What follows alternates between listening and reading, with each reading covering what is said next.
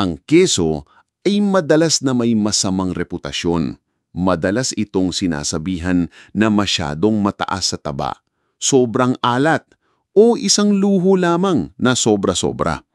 Pero paano kung sasabihin ko sa iyo na may mga partikular na uri ng keso na kung maingat na pipiliin ay maaaring maging mahalaga sa pagtulong sa iyo na muling buuin ang iyong mga kalamnan pagkatapos ng edad na 65?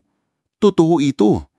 Ang solusyon sa paglaban sa paghina ng kalamnan na may kaugnayan sa edad o sarcopenia ay maaaring nasa loob lamang ng iyong refrigerator, maayos na nakabalot at handang sorpresahin ka. Sa talakayang ito, ilalatag ko ang 3 natatanging keso na puno ng protina, taba at mahahalagang sustansya na kailangang-kailangan ng iyong mga tumatandang kalamnan. Hindi ito ang mga karaniwang keso na basta mo na lang kinukuha para sa mabilisang merienda. Ang mga ito ay mabibisang hikas na tulong para sa pagpapanumbalik ng kalamnan na unti-unti at tahimik na inirerekomenda ng mga profesional sa medisina at mga mananaliksik para sa mga senior citizen. Manatili kayo sa akin hanggang sa dulo at idedetalye ko kung paano isasama ang mga ito sa inyong pagkain para sa pinakamataas na benepisyo sa lakas na may kaunting panganib. May natuklasan akong pambihira. Ang tamang uri ng keso ay hindi lang ligtas kainin.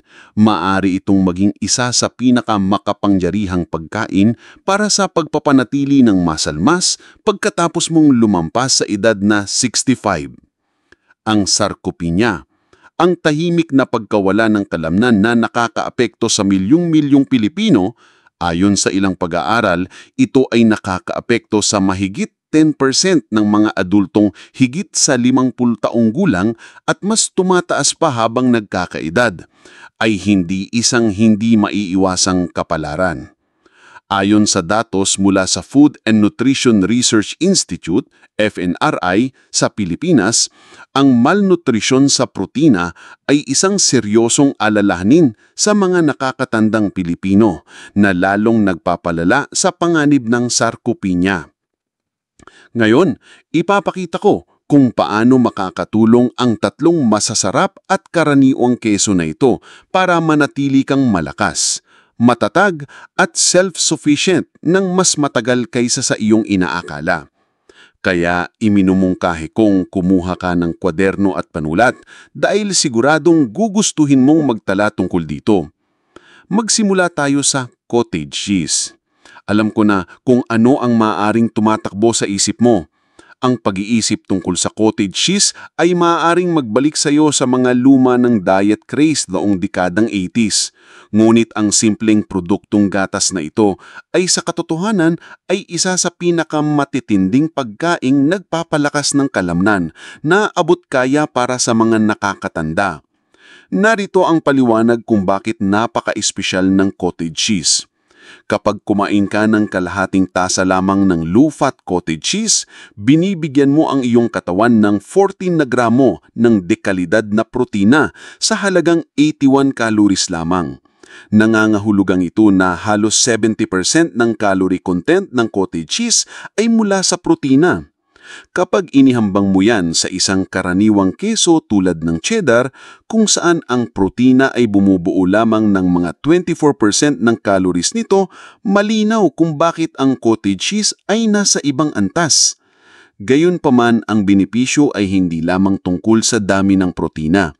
Ang cottage cheese ay puno ng mahigit 1 gram ng isang sangkap na tinatawag na leucine sa bawat kalahating tasa. Maari mong isipin ang lucina tulad ng ignition switch na nagpapaandar ng makinarya ng iyong katawan sa pagbuo ng kalamnan.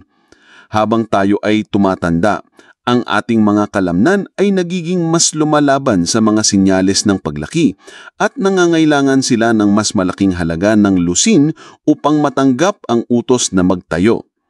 Karaniwang tinatanggap na ang mga nakakatanda ay nangangailangan ng humigit 3 grams ng leucine sa bawat pagkain upang epektibong pasiglahin ang muscle protein synthesis. Kaya ang isang serving ng cottage cheese ay nagbibigay na sayo ng halos 1/4 ng mahalagang threshold na yon. Ang talagang gusto ko sa cottage cheese para sa mga nakakatandang pasyente ay ang kadali nitong kainin. Marami sa kanila ang nagsasabi sa akin na nahihirapan silang ngumuya ng mga matitigas na hiwa ng karne o nabawasan na ang kanilang gana sa pagkain sa pagtipas ng mga taon. Ang cottage cheese ay nagbibigay ng perpektong solusyon. Ito ay malambot, may creamy na texture at sobrang bait sa digestive tract. Maaari mo itong kainin diretso mula sa lalagyan, ihalo sa prutas para sa almusal, o kahit isama sa mga smoothie kung saan halos hindi mo na ito mapapangsin. Ang protina na matatagpuan sa cottage cheese ay pangunahing isang uri na tinatawag na casein. Ito ay isang critical na detalye para sa mga nakatatanda. Ang casein ay tinatawag ng mga nutrition scientist na isang slow-release protein. Ibig sabihin, nagbibigay ito ng tuloy-tuloy na supply ng amino acids sa iyong mga kalamnan sa loob ng 6 hanggang 8 oras. Ito ay parang pagkakaroon ng isang time-release capsule na nagproprotekta sa iyong mga kalamnan na gumagana para sa iyo sa buong araw. Ang katangiang ito ay partikular na kapaki-pakinabang sa gabi dahil ang pagkain ng cottage cheese bago matulog ay makakatulong na pigilan ang natural na tendensya ng katawan na sirain ang muscle tissue sa panahon ng iyong nightly fast. Ang pananaliksik tungkol dito ay tunay na nakakakumbinsi. Ang mga pag-aaral na kinabibilangan ng halos 1,000 matatandang kalahok ay nagpakita na ang mga nagsama ng cottage cheese sa kanilang pang-araw-araw na dieta ay nakamit ang makabuluhang pagtaas sa kanilang muscle mass sa paglipas ng panahon. Ang mabagal na natutunaw na casein protein ay napatunayang partikular na epektibo sa pagpapanatili ng kalamnan sa mga panahong hindi masyadang aktibo ang mga individual. Ngayon, hayaan niyo akong mag-olok ng ilang praktikal na paraan upang isama ang cottage cheese sa inyong routine. Para sa inyong almusal, subukang ihalo ito sa iba't ibang berries at kaunting pulot. Ang likas na tamis ay lumilikha ng isang masarap na lasa at ang kombinasyon ay nagbibigay sa iyo ng parehong protina at antioxidants. Kung mas gusto ninyo ang maalat na lasa, ihalo ang cottage cheese sa hiniwang kamatis, pipino at sariwang herbs tulad ng dill or chives. Para sa inyong tanghalian, maaari itong magsilbing base na mayaman sa protina para sa iba't ibang sausawan o palaman. Pagdating ng hapunan, ito ay mahusay na naisasama sa mga baked casseroles o maaaring maging mas magaan na alternatibo sa ricotta sa mga pagkaing estilong Italiano. Kung sa una ay nahihirapan ka sa texture nito, iminumunghi kong i-blend ito sa prutas upang makagawa ng isang protein-fortified smoothie. Tinitiyak ko sa iyo, hindi mo malalasahan ang cottage cheese, ngunit makukuha mo ang lahat ng mga benepisyo nito sa pagpapalakas ng mga kalamnan.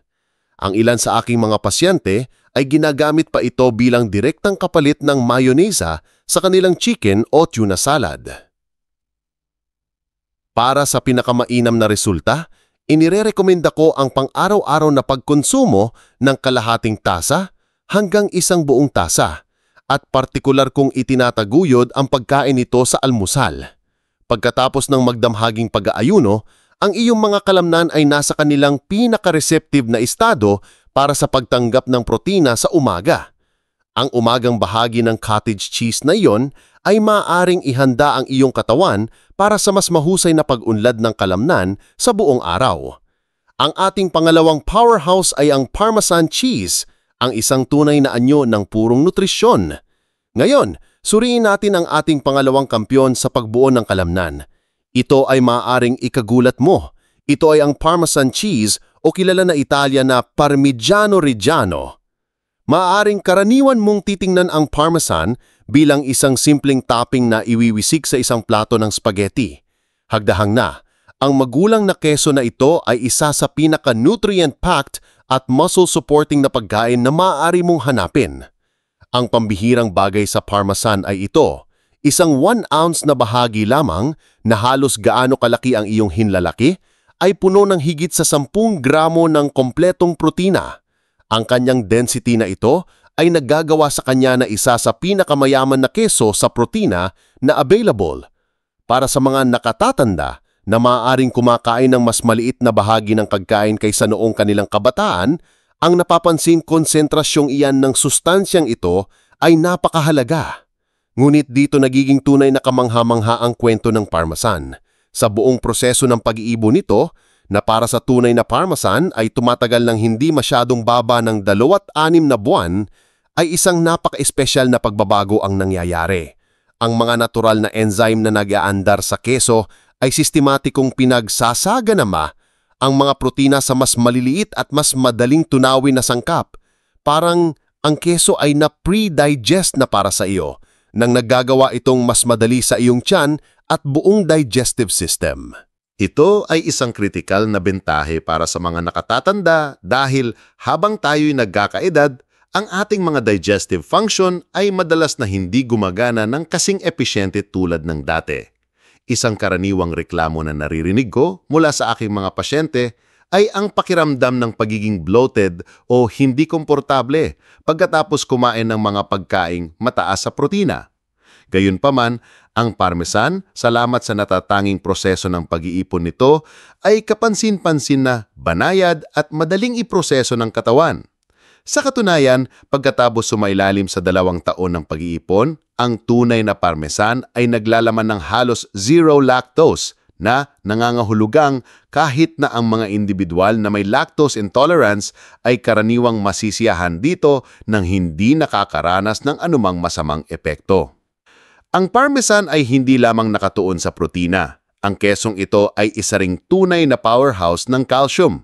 Ang isang 1 ounce na serving ay naghahatid ng 331 milligrams ng calcium na bumubuo sa halos 25% ng iyong inirerekomendang pang-araw-araw na paggamit.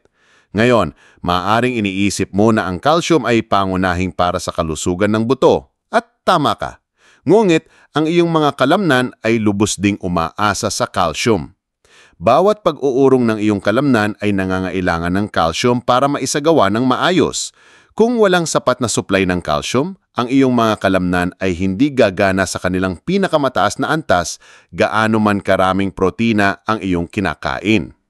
Ito ay lalong mahalaga, isinasaalang-alang na ang datos ng kalusugan ng gobyerno ay nagpapahiwatig na isang malaking bilang ng mga nakatatandang Pilipino ang nabigong matugunan ang kanilang pang-araw-araw na pangangailangan sa calcium na naglalagay sa panganib sa parehong integridad ng buto at pag-uurong ng kalamnan. Ang mga kamakilang pananaliksik ay nakatuklas na isang bagay na kaakit-akit tungkol sa ugnayan sa pagkasira ng kalamnan sa mga nakatatanda. Ang mga individual na hindi nakakakuha ng sapat na calcium araw-araw ay nahaharap sa isang mas mataas na panganib na mawalan ng muscle mass habang sila ay tumatanda. Kaya kapag kumakain ka ng isang serving ng Parmesan, hindi mo lang nakukuha ang protina na kailangan para bumuo ng kalamnan. Binibigyan mo rin ng mahahalagang calcium na kailangan ng mga kalamnan na yon para epektibong umurong. Alam ko kung ano ang maaaring iniisip ng ilan sa inyo. Ang tunay na Parmigiano Reggiano ay maaaring medyo mahal. Ngunit narito ang katotohanan tungkol sa Parmesan. Dahil napakasiksik ng kanyang nutritional content, hindi mo talaga kailangang kumain ng malaking halaga. 1 hanggang 2 onse lamang bawat araw ay sapat na upang magkaroon ng makabuluhang epekto sa kalusugan ng iyong kalamnan. Katumbas lamang iyon ng halos 2 kutsara kapag kinayod mo ito ng sariwa. At tungkol sa pagkayod nito ng sariwa, ito ay isang napakahalagang punto. Ang mga pre-grated na produkto na ibinebenta sa mga plastic na shaker ay hindi maikukumpara sa tunay na produkto. Kapag kinayod mo ang Parmesan ng sariwa mula sa isang bloke, nakakakuha ka ng isang superior na profile ng lasa, mas mabuting nutritional value, at matutuklasan mo na kontento ka na sa mas maliliit na dami dahil ang lasa ay mas matindi at komplikado. Hayaan ninyo akong mag-alok ng ilang simpleng pamamaraan para sa pagsasama ng Parmesan sa inyong pang-araw-araw na pagkain. Para sa almusal, subukan kaya ring ito sa iyong scrambled eggs. Ang kombinasyong ito ay magbibigay sa iyo ng higit 20 grams na protina para simulan ang iyong araw ng may lakas. Sa tanghalian, iwispik ito ng sagana sa iyong mga soups at salad. Ang kanyang mayaman at malinamnam na lasang umami ay nagpapatingdad sa lasa ng lahat. Para sa iyong hapunan, gamitin ito bilang topping para sa mga inihang bilulay o para gumawa ng simple at protein-heavy na gratin na may cauliflower o broccoli. Maaari mo ring kainin ng mga maliliit na tibok ng parmesan bilang isang standalone ng merienda. Maaaring ipares sa ilang mani o isang piraso ng prutas. Ang kombinasyon ng protina, calcium at ang kanyang malalim na lasa ay gumagawa nitong isang napakakasiyasiyang pagpipilian. Kapag namimili ka, hanapin ang mga gulong na may tatak na Parmigiano-Reggiano sa isang natatanging dot pattern sa paligid ng balat. Sulit ang pamumuhunan sa tunay na produkto dahil ang superior nitong nutrisyon at lasa ay nangangahulugang masisiyahan ka sa mas maliliit na bahagi na ginagawa itong medyo cost-effective sa katagalan. Ang ikatlong sikretong sandata sa ating arsenal ay ang ricotta cheese, ang mabilis na kumikilos na muscle builder. Ang ating ikatlong keso na nagpapatibay ng kalamnan ay ang ricotta. At ang isang ito ay may hawak na isang napaka-espesyal na lihim na nagpapaiba dito sa lahat ng iba pang keso. Ang ricotta ay ginawa mula sa whey, na siyang likidong bahagi na nahihiwalay sa panahon ng paggawa ng iba pang mga keso tulad ng mozzarella at provolone. Maaaring ito ay parang isang byproduct lamang, ngunit ang pinagmulang ito ay nagbibigay sa ricotta ng ilang hindi kapanipaniwalang katangian para sa pag-unlad ng kalamnan. Hayaan ninyong linawin ko kung bakit ito napakahalaga. Kapag kumakain ka ng karamihan sa iba pang mga keso, pangunahing kinakain mo ang casein protein na, tulad ng tinalakay natin, ay dahan-dahang natutunaw sa loob ng ilang oras. Ngunit ang ricotta ay naglalaman ng malaking halaga ng whey protein, at ang whey protein ay ang pinakamabilis na nasisipsip na uri ng protina na maaari mong kainin. Ang iyong katawan ay maaaring mag-assimilate at magsimulang gumamit ng whey protein sa loob ng 30 hanggang 60 minuto pagkatapos mong kainin ito. Para sa layunin ng pagbuo ng kalamnan sa mga nakatatanda, ang bilis na ito ng pagsipsip ay isang critical na salik. Isipin ito sa kontekstong ito. Kung kararating mo lang mula sa paglalakad sa paligid ng block o gumugol ng ilang oras sa paggawa ng magaan na trabaho sa hardin, ang iyong mga kalamnan ay handa na, naghihintay ng mga sustansya upang simulan ang proseso ng pag-aayos. Kapag kumain ka ng ricotta, ang mabilis na nasisipsip na mga protina ay agad na inihahatid sa iyong mga kalamnan, eksakto kung kailan sila pinaka-epektibong magagamit. Ang kalahating tasa ng whole milk ricotta ay nagbibigay sa iyo ng 14 grams ng protein, isang dami na katulad ng cottage cheese, ngunit meron itong ibang profile ng amino acid. Ang ricotta ay partikular ng sagana sa tinatawag na mga siyentipikong branch-chain amino acids o BCAAs. Ang mga natatanging amino acid na ito ay nagtataglay ng isang espesyal na kakayahang maglakad ng direkta sa iyong muscle tissue na ganap na nilalampasan ang pagproseso ng iyong atay.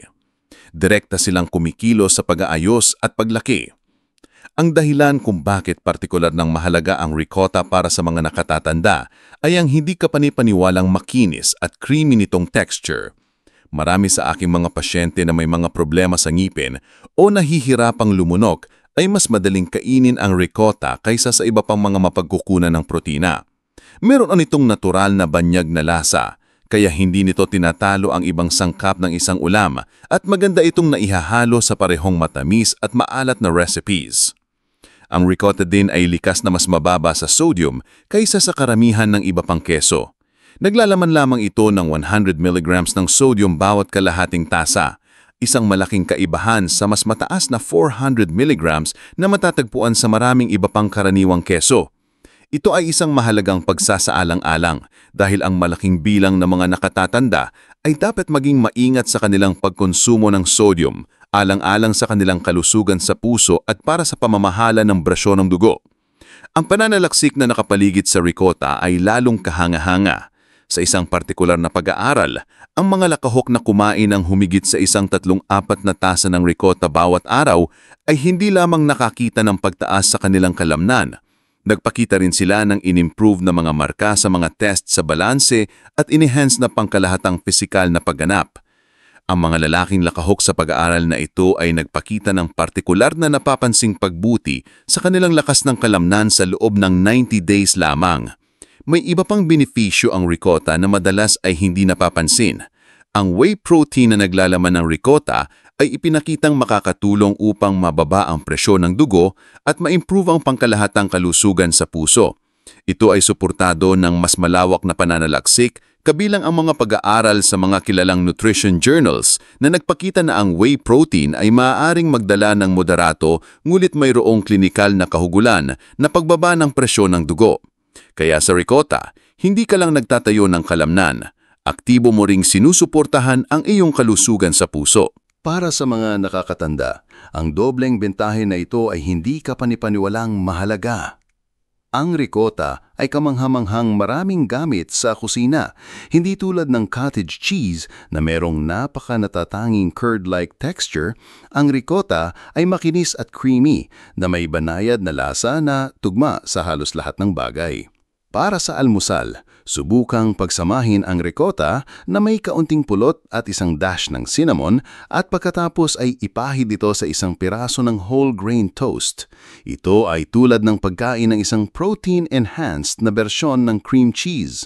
Para sa tanghalian, ang ricotta ay nagsisilbing isang mahusay na pundasyon para sa mga sausawan. Ihalo ito sa mga sariwang herbs at gamitin ito bilang sausawan para sa mga sariwang gulay o ipahid sa mga sandwiches bilang kapalit ng mayonisa. Sa hapunan, ang ricotta ay maaring gamitin bilang palaman para sa mga gulay tulad ng bell peppers o zucchini, ilagay sa mga casseroles o ihalo sa mga sarsa ng pasta upang magbigay ng creamy texture at isang protein boost. Maaari mo ring gamitin ang ricotta sa iyong mga desserts. Ihalo ito sa kaunting cocoa powder at pulot upang makagawa ng isang malusog na chocolate mousse o i-blend ito sa iba't ibang prutas para sa isang smoothie na puno ng protina.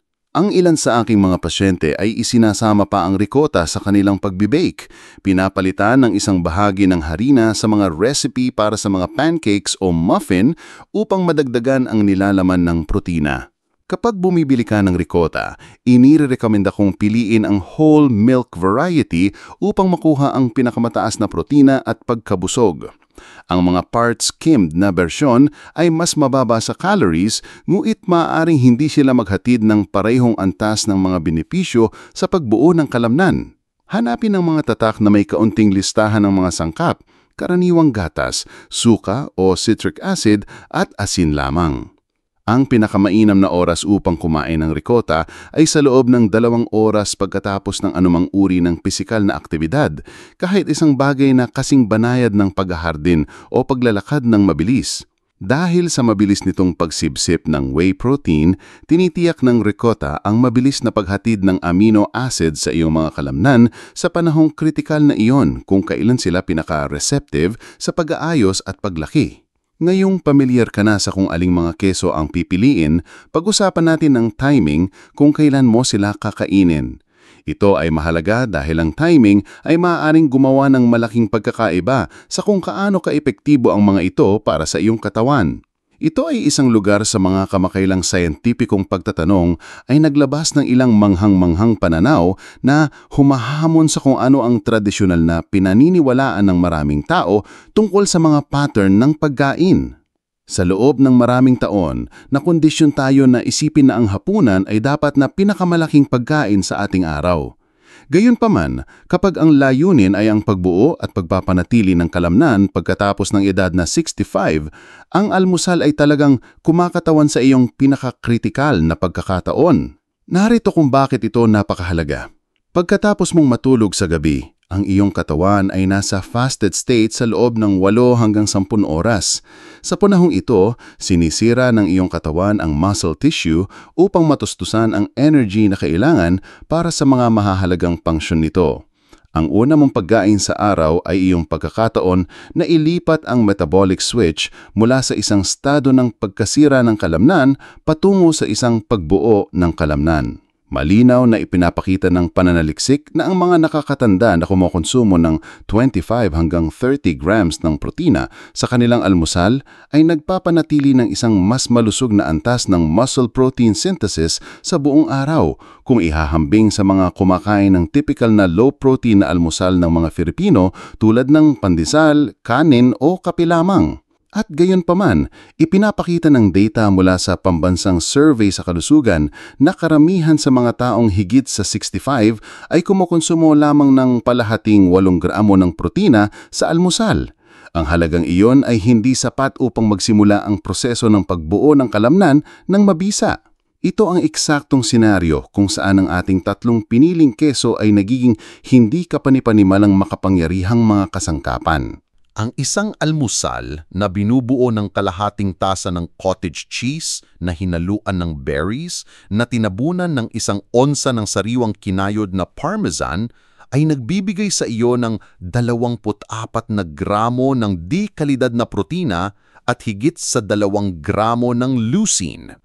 Sapat na iyon upang ilipat ang metabolismo ng iyong katawan mula sa isang catabolic breakdown state patungo sa isang anabolic building state. Ngunit ang epektibong timing ay hindi lamang tungkol sa almusal. Ito ay tungkol din sa kung papaano mo ipinamamahagi ang iyong paggamit ng protina sa buong araw. Maraming mga nakatatanda ang nahuhulog sa tinatawag kong light-heavy na pattern ng pagkonsumo. Kumukonsumo sila ng napakakaunting protina sa almusal at tanghalian at pagkatapos ay sinusubukang bumawi sa pamamagitan ng pagkain ng isang napakalaking bahagi ng karne o isda sa hapunan. Nakalulungkot, ang estratehiyang ito ay hindi efektibo para sa mga tumatandang kalamnan. Ang iyong mga kalamnan ay may limitasyon sa kung gaano karaming protina ang maaari nilang gamitin sa anumang isang pagkakataon para sa layunin ng pagbuo ng bagong tissue na mga 15 hanggang 35 gramo. Kung kumonsumo ka ng 60 gramo ng protina sa iyong hapunan, hindi maaaring iimbak ng iyong katawan ang labis na protina para magamit sa pag-ayos ng kalamnan sa ibang pagkakataon. Ito ay maihahalin tulad sa pagsubok na diligan ang isang halaman sa bahay sa pamamagitan ng pagbuhos ng isang buong timba ng tubig dito 1 beses sa isang araw, sa halip na bigyan ito ng mas maliliit at mas regular na dami ng tubig sa buong araw. Ang perpektong paterno ng pagkain para sa laban sa pagkawala ng kalamnan ay ang pantay na pamamahagi ng iyong protina na naglalayong 15 hanggang 30 gramo sa bawat isa sa iyong mga pangunahing pagkain. Maaaring ganito ang hitsura: cottage cheese na hinaluan ng prutas para sa almusal, isang sandwich na gawa sa ricotta at gulay para sa tanghalian, at ang iyong karaniwang hapunan na pinapahuhusay ng isang topping ng sariwang kinayod na parmesan. Mayroon pang isang sikreto sa timing na maaaring tunay na magpalakas sa iyong mga resulta. Kung nakikibahagi ka sa anumang uri ng pisikal na aktibidad, kahit na ito ay isang 15 minutong paglalakad sa inyong lugar o ilang magaang paghahardin, sikaping kumain ng isa sa mga kesong ito sa loob ng 2 oras na bintana pagkatapos. Tiyak na ipinakita ng pananaliksik na ang kombinasyon ng pisikal na aktibidad na sinundan ng paggamit ng protina ay lumilikha ng isang mas makapangyarihang tugon sa pagbuo ng kalamnan kaysa sa alinman sa mga elementong iyon na gagawin ng mag-iisa. Ito ay hindi nangangahulugang kailangan mong makisangat sa mga mabibigat na ehersisyo. Kahit na ang mga banhad na aktibidad tulad ng paglalakad, pag-unat, o pagsasagawa ng mga gawaing bahay ay binibilang din bilang pisikal na aktibidad para sa iyong mga kalamnan. Ang mahalagang takeaway ay ang manatiling aktibo at pagkatapos ay maayos na pasiglahin ang iyong mga kalamnan ng mga tamang sustansya. Isa sa mga pinakamadalas na tanong na natatanggap ko mula sa aking mga pasyente ay tungkol sa eksaktong dami ng keso na dapat nilang kainin araw-araw.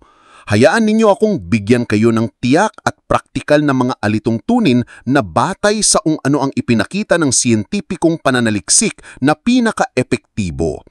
Una, alamin natin ang inyong pangkalahatang pang-araw-araw na pangangailangan sa protina. ang mga kasalukuyang alituntunin mula sa mga nangungunang organisasyon sa kalusugan para sa mga matatandang humigit sa edad na 65 ay nagrerekomenda ng pang-araw-araw na paggamit ng 10 mon hanggang 12 gramo ng protina sa bawat kilo ng iyong timbang. Upang kalkulahin ito para sa sarili mo, kunin mo ang iyong timbang sa libra at hatiin mo ito sa 22 para i-convert ito sa kilo. Pagkatapos ay i-multiply mo ang numerong iyong sa 1.2. Halimbawa kung tumitimbang ka ng 15 libra, katumbas ito ng mga 68 kilo. Ang pag-multiply ng 68 sa 1.2 ay magbibigay sa iyo ng pang-araw-araw na protina na humigit sa 82 gramo. Ngayon, hindi ka inaasahan na makuha ang lahat ng protina na ito sa keso lamang. Hindi yun magiging isang balansing plano ng nutrisyon. Ngunit ang keso ay maaaring mag-ambag ng isang napakahalagang bahagi, lalo na sa mga pagkain na maaaring hindi sapat ang ibang mapagkunan ng protina. Batay sa mga pag-aaral sa pananaliksik na nagbunga ng pinakapositibong resulta, narito ang iminumungkahi ko para sa iyong pang-araw-araw na paggamit ng keso. Maghangad ng 2 hanggang 3 serving ng aming tinukoy na mga keso na nagpapalakas ng kalamnan bawat araw, na bawat serving ay naghahatid ng 10 hanggang 15 gramo ng protina. Ang isang pang-araw-araw na plano ay maaaring ganito ang hitsura: kalahating tasa ng cottage cheese sa almusal, 1 onsa ng parmesan sa tanghalian, at 1 katlo ng 1 tasa ng ricotta sa iyong hapunan. Ang kombinasyong iyon lamang ay magbibigay sa iyo ng mga 35 hanggang 40 gramo ng dekalidad na protina, na halos kalahati ng iyong kabuuang pang-araw-araw na pangangailangan sa protina. Ngayon, naiintindihan ko na ang ilan sa inyo ay maaaring nag-aalala tungkol sa mga calories at fat content. Totoo na ang keso ay naglalaman ng taba, ngunit mahalagang tandaan na tinatalakay natin ang mga tiyak at kontroladong bahagi, hindi pagkain ng walang limitasyong dami. Ang kabuuang paggamit ng calorie mula sa mga inirerekomendang serving ng keso ay nasusaklaw na 300 hanggang 400 calories bawat araw, na isang napakamakatwirang halaga upang isama bilang bahagi ng isang balanseng dieta. Ang pinaka-critical na salik para sa tagumpay ay ang pagiging pare-pareho. Ang mga pag-aaral na nagdokumento ng pinakakahangahangang pagpapabuti sa mas ng kanamnan ay may mga kalahok na kumakain ng keso araw-araw sa loob ng hindi bababa sa 60 hanggang 90 days. Hindi mo maaaring basta na lang kumain ng keso 1 beses o 2 beses sa isang linggo at asahan na makakita ng makabuluhang pagtaas sa iyang mas ng kalamnan. Isipin ito sa parehong paraan na iisipin mo ang pag-inom ng pang-araw-araw na bitamina o gamot. Kailangan itong maging isang regular at itinatag na bahagi ng iyong pang-araw-araw na gawain. Palagi kong hinihikayat ang aking mga pasyente na tingnan ang keso bilang isang pamumuhunan sa kanilang kalayaan sa inaharap. Ang maliit na bilang ng mga karagdagang calorie na iyong kinakain ngayon ay ang maaring mismong bagay na gumagawa ng pagkakaiba sa pag-ilalim ng isang hagdanan kapag ikaw ay 80 taon at nahihirapan sa mga pangunahing pang-araw-araw na gawain. Habang malinaw na ipinapahiwatig ng pananaliksik na ang keso mismo ay maaaring makatulong sa paglaban sa pagkawalan ng kalamnan, ang pagsasama nito sa tamang uri ng ehersisyo ay naglilikha ng tinatawag na mga scientista na isang synergistic effect. Ang mga resulta ay nagiging mas malaki kaysa sa makakamit mo mula sa alinman sa keso o ehersisyo ng nakakapag-isa. Ang uri ng ehersisyo na pinaka-epektibo para sa pagbuo ng kalamnan ay kilala bilang resistance training. Ngayon, bago mo simulang isipin ng mabibigat na barbells at komplikadong makinarya sa isang gym, hayaan yung pag-aani ng inyong isipan. Sa mga nakakatanda, ang resistance training ay maaaring kasing simple ng paulit-ulit na pagtayo mula sa isang upuan at paupo muli, pagsasagawa ng mga push-ups laban sa isang pader, o paggamit ng simpleng elastic resistance bands. Narito ang sinasabi ng pananaliksik tungkol dito. Pag nagsagawa ka ng mga ehersisyo ng resistance at kapag tapos ay kumain ng isa sa aming itinalagdang mga keso na nagpapalakas ng kalamnan sa loob ng sumusunod na 2 oras na bintana, ang iyong mga kalamnan ay tumutugon ng mas malaking sigla kaysa sa gagawin nila sa keso lamang. Sa katotohanan, ang kombinasyong ito ay ipinakita na maibalik ang tinatawag na mga renasaliksik na isang youthful muscle building response kahit sa mga individual na higit sa 80 taong gumulang. Ang kagandahan ng estratehiyang ito ay hindi mo kailangang mag-ehersisyo araw-araw. Ipinapahiwatig ng pananaliksik na ang pagsasagawa ng resistance training 2 hanggang 3 beses lamang bawat linggo ay sapat na para sa pagpapanatili at pagbuo ng kalamnan, basta't kumukonsumo ka rin ng sapat na protina. Sa mga araw na hindi ka nagsasagawa ng formal na ehersisyo, maaaring at dapat mong ipagpatuloy ang pagkain ng iyong mga serving ng keso upang matiyak na isang tuloy-tuloy na supply ng nutrisyon sa iyong mga kalamnan. Kahit na ang iyong pang-araw-araw na gawain ay maaaring mabilang bilang isang uri ng resistance training. Ang mga bagay tulad ng paghahalanan, pagdadala ng grocery bags, pag-akyat ng hagdanan, at maging ang masigasig na gawain bahay ay lahat naghahatid ng uri ng muscular stimulus na epektibong naipapare sa iyong paggamit ng protina. Ang susi ay manatiling aktibo at kapag tapos ay maayos na pasiglahin ng inyong mga kalamnan ng tamang mga sustansya. Habang ang keso ay maaaring maging isang mabigat na kasangkapan para sa pagbuo ng kalamnan, may ilang mahahalagang pagsasaalang-alang na kailangan nating tugunan, lalo na kung mayroong kang ilang mga pre-existing na kondisyon sa kalusugan o mga alalahanin. Magsimula tayo sa lactose intolerance na may tendensyang maging mas laganap habang tayo ay tumatanda. Ang magandang balita dito ay ang 3 keso na ating tinuon ay karaniwang mas mahusay na tinitiis kesa sa isang baso ng regular na gatas. Ang aged Parmesan, tulad ng nabanggit natin, ay halos walang lactose dahil sa malawakang proseso ng pag-iipon nito. Ang cottage cheese at ricotta ay naglalaman ng ilang lactose, ngunit sa mas maliit na halaga kesa sa gatas. Kung alam mong ikaw ay lactose intolerant, inirerekomenda kong magsimula sa napakaliit na bahagi upang makita kung paano tumutugon ang iyong katawan. Maaari mo ring subukang gumamit ng mga lactase enzyme supplement na malawak na magagamit bago ka kumain ng keso. Kung pinamamahalaan mo ang mataas na presyon ng dugo, gugustuhin mong maging maingat sa nilalaman ng sodium. Ang Parmesan ay natural na mas mataas sa sodium bilang resulta ng proseso ng brining at pag-iipon nito. Ang nilalaman ng sodium sa cottage cheese ay maaaring mag-iba ng malaki mula sa isang tatak patungo sa isa pa. Ang ilang mga uri ay naglalaman ng mahigit 400 mg ng sodium bawat kalahating tasa. Samantalong ang mga low-sodium na bersyon ay maaaring magkaroon ng mas mababa sa 100 miligramos. Ang ricotta ay natural na isa sa mga pinakamababang sodium na keso. Kapag namimili ka, gawin itong isang punto upang hanapin ang mga pagpipilian na low-sodium o no salt added kung saan man magagamit. At tandaan na balansehin ang iyong pagkonsumo ng keso sa isang kasaganaan ng sariwang prutas at gulay na mayaman sa potassium at maaaring makatulong na kontrahin ang mga epekto ng sodium. Para sa inyong sunusubaybayan ang inyong mga antas ng kolesterol, mayroon akong ilang nakakapanatag na impormasyon. Ang mga kamakailan at malalaking pag-aaral na sumunod sa libo-libong tao ay nagpakita na ang pagkonsumo ng keso, kapag ito ay bahagi ng isang pangkalahatang balancing data, ay hindi makabuluhang nagpapataas ng panganib ng sakit sa puso sa karamihan ng mga individual.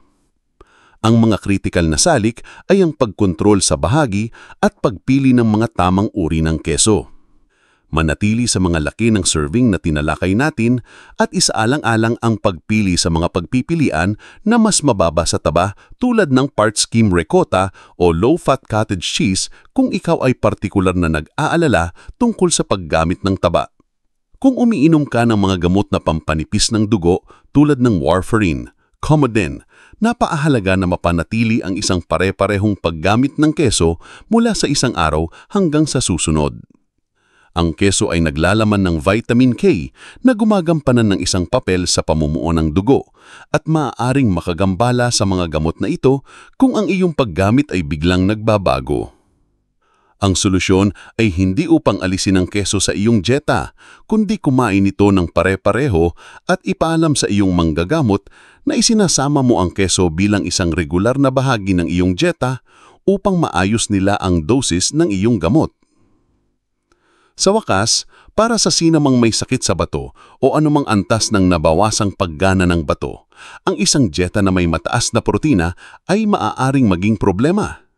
Kung mayroon kang anumang kilalang isyu sa bato, ganap na mahalaga na makipag-usap ka sa iyong doktor bago ka gumawa ng anumang makabuluhang pagtaas sa iyong paggamit ng protina, maging ito man sa keso o sa anumang pabang magkukunan. Ngayon, pagsamahin natin ang lahat ng impormasyong ito sa isang praktikal na plano ng pagkilos na pwede niyong simulang ipatupad ngayon.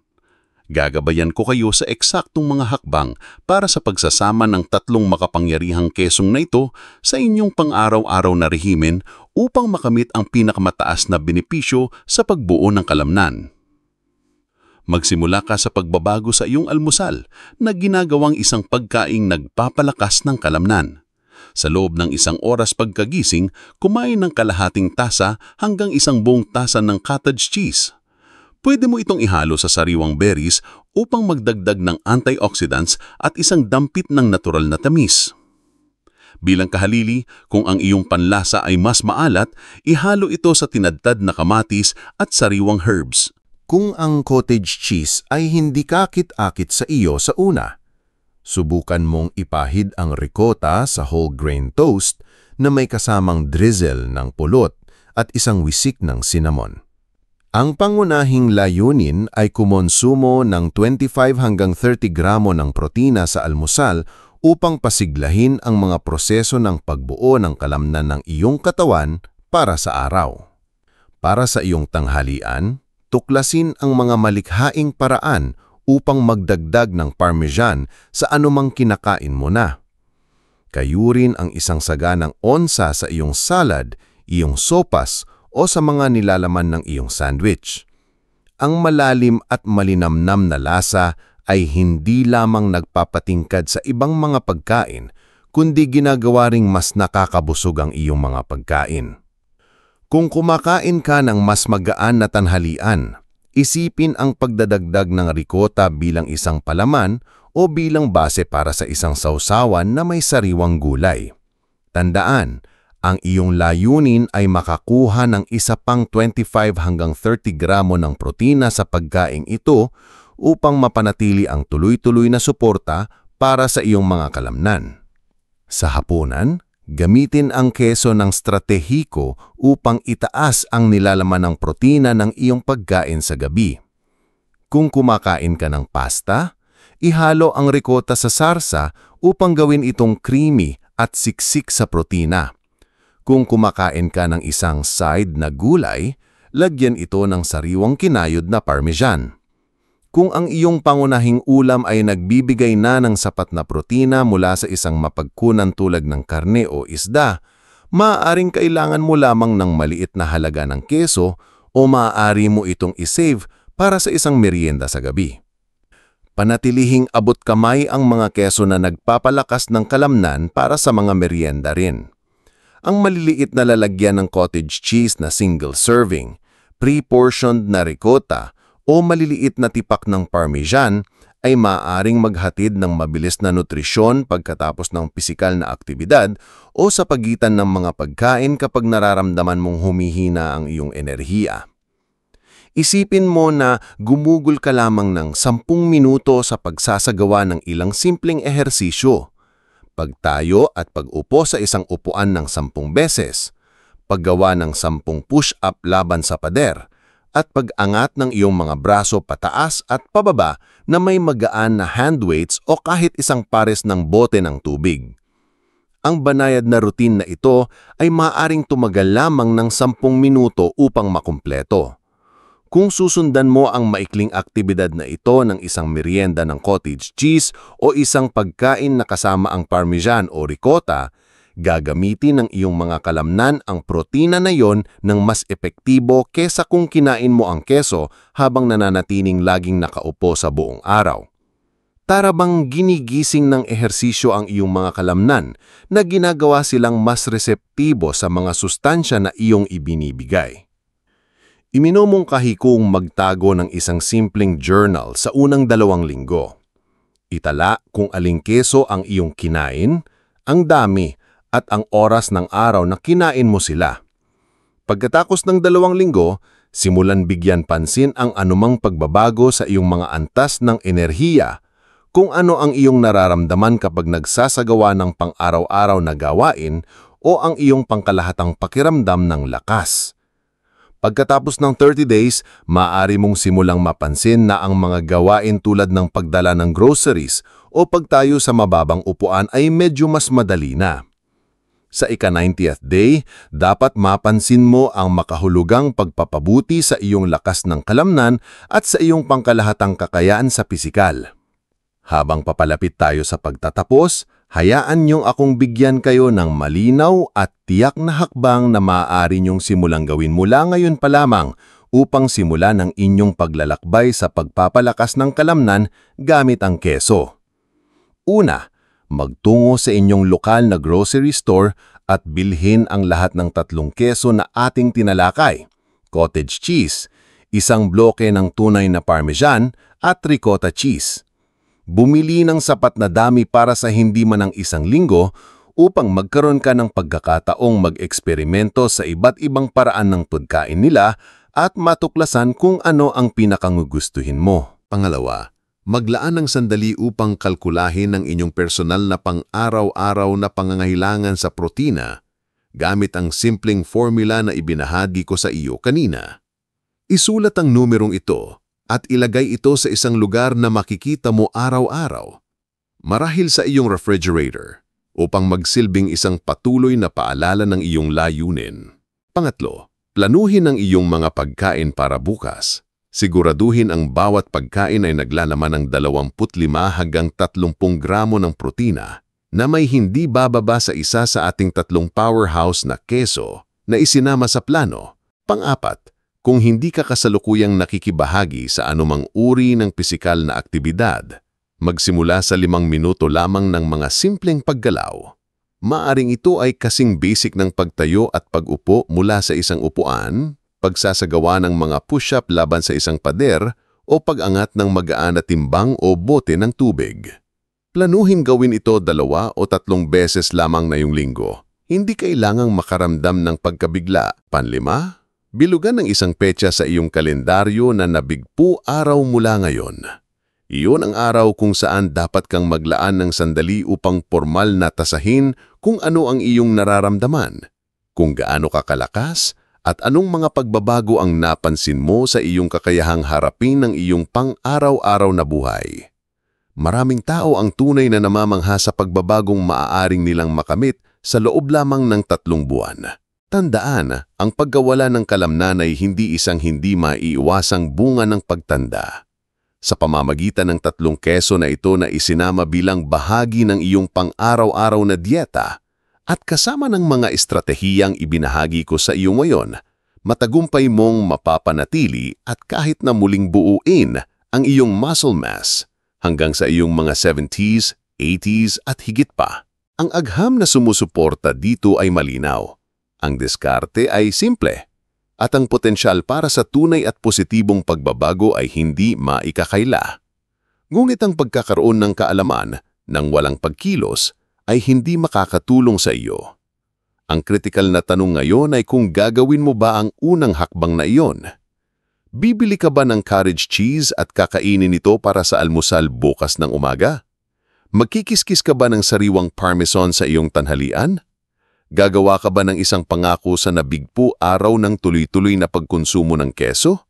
Upang matuklasan kung ano ang tunay na posible para sa iyong katawan? Naniniwala ako na gagawin mo dahil naniniwala ako na bawat tao ay karapat-dapat na tumanda ng may lakas, kumpiyansa at kalayaan. Ang 3 simpleng keso na ito ay maaring magsilbing iyong mga dedikadong mga alyado sa paglalakbay na iyon. Gamitin sila ng matalino, gamitin sila ng palagian, at maghanda na mamangha sa kung paano tutugon ang iyong katawan.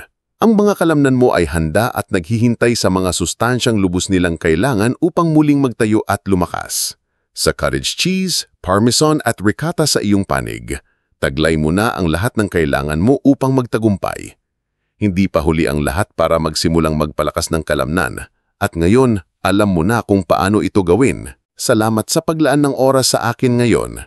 Hawag ko sa inyo ang pinakamabuting kalusugan, lakas, at marami pang taon ng kalayaan at kasiglahan sa hinaharap. Kung nahanap ninyo na nakatulong ang impormasyon na ito, mangyaring mag-subscribe sa channel at bigyan ng thumbs up ang video na ito.